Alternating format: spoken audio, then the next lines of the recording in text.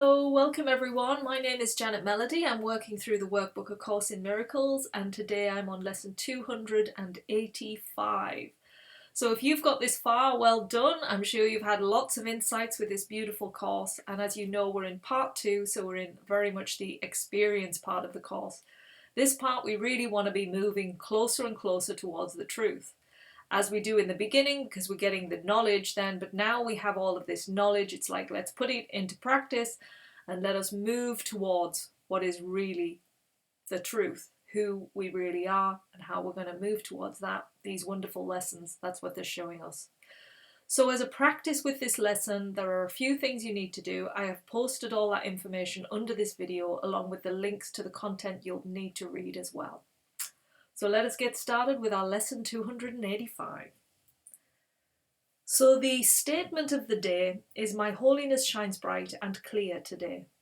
That you want to take with you as a reminder every hour for a couple of minutes or so, just to keep you on course. So my holiness shines bright and clear today is what you want to keep remembering. Today I wake with joy, expecting but the happy things of God to come to me. I ask but them to come, and realize my invitation will be answered by the thoughts to which it has been sent by me. And I will ask for only joyous things the instant I accept my holiness. For what would be the use of pain to me? What purpose would my suffering fulfill? And how would grief and loss avail me, if insanity departs from me today, and I accept my holiness instead? And this is our prayer. Father, my holiness is yours. Let me rejoice in it, and through forgiveness be restored to sanity. Your daughters and sons are still as you created them. My holiness is part of me and also part of you. And what can alter holiness itself? So there we have it. My holiness shines bright and clear today. And it is always shining bright and clear. It's whether we want to see it and align with it, like our separate selves, so that we can become whole with that oneness. So in your day-to-day, you want to be cleansing your mind with happy thoughts, with thoughts that are more aligned with the truth. Not thoughts that are aligned with the ego, with the identity of a body. So you want to kind of try and differentiate between what your thoughts are saying.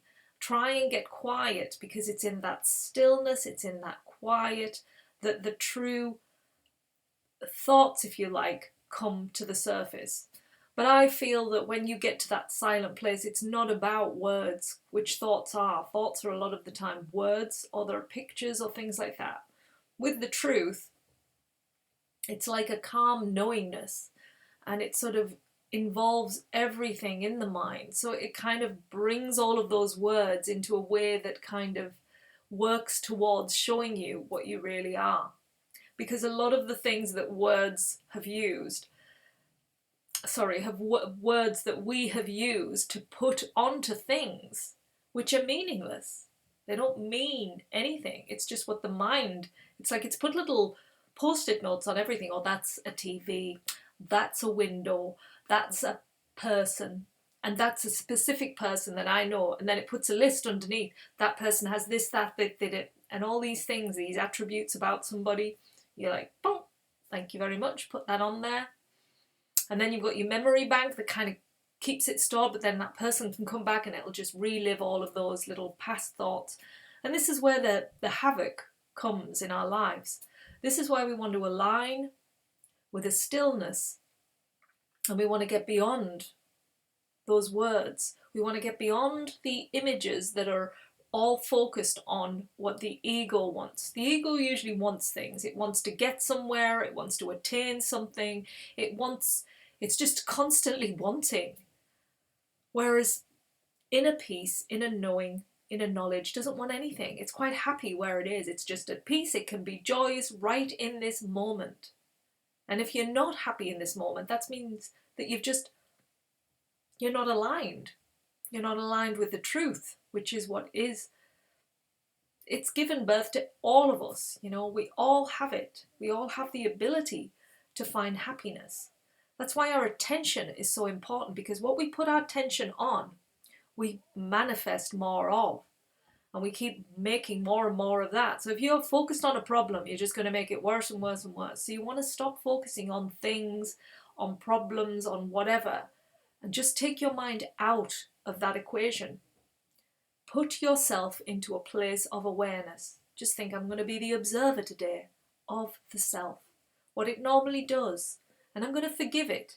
If it starts going, oh, rah, rah, rah, rah, you know, if it starts thinking negative thoughts about people, just say, I forgive you. You know, I know this is just a pattern that you play out. I choose not to play it anymore. Just going to be the awareness. So that it's not acting on those thinking thoughts. You don't want to act on anything that is negative. You want to stay in the awareness.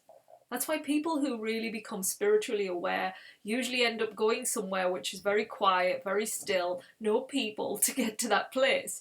But unless they have been able to sort of come to that place and then suddenly can be around people and then also still stay in that space, that's when they've met the truth. But if they're all still and calm and all happy in these silent little places, and then they go off into the world and suddenly they're triggered, the ego is coming back in there and they haven't fully been able to. And that's, you know, we're all human and every journey is different. Doesn't matter whether you're a monk, you know, a great saint, whatever, you know, we're all the same. Nobody is any different. We've all got our journey, and how we're going to come to the truth is what the journey is all about. It's how are we going to come to who we really are? Because in each moment, the beautiful people that come into your life that bump up against you are the ones that are going to be showing you the most where you need to do the work, where you need to sort of get back into the light, into the alignment, into the clarity of who you are.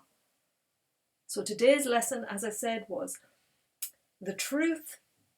my holiness shines bright and clear today. See, I'm forgetting already. That's why it's good to keep it on a post-it note. So yeah, we want to be staying that bright and clear. Bright and clear. And bright and clear comes with awareness. Really does. Awareness is key.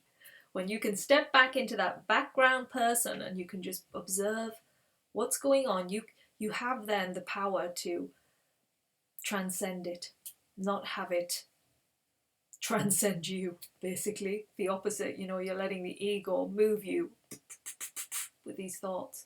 When you can just step back and not act on those thoughts, you're letting something higher guide you, and you will be given that beautiful nudge which makes your heart feel light to move forward. That's the direction when you want to move, when the light and the clarity and the feeling of, this is where I need to go. Yeah, I want to say this. This feels light. This feels good. That's when you act. Beyond that, don't act. So enjoy your practice today and get the best experience out of today's lesson. Just keep going, keep bringing yourself back. No punishment, you know, forgive yourself when you maybe slip off. It's like, just be loving with yourself, be compassionate, keep moving forward, and you're doing a great job. So lovely to see you all again, and I will be back again tomorrow with the next lesson. Take care. Bye.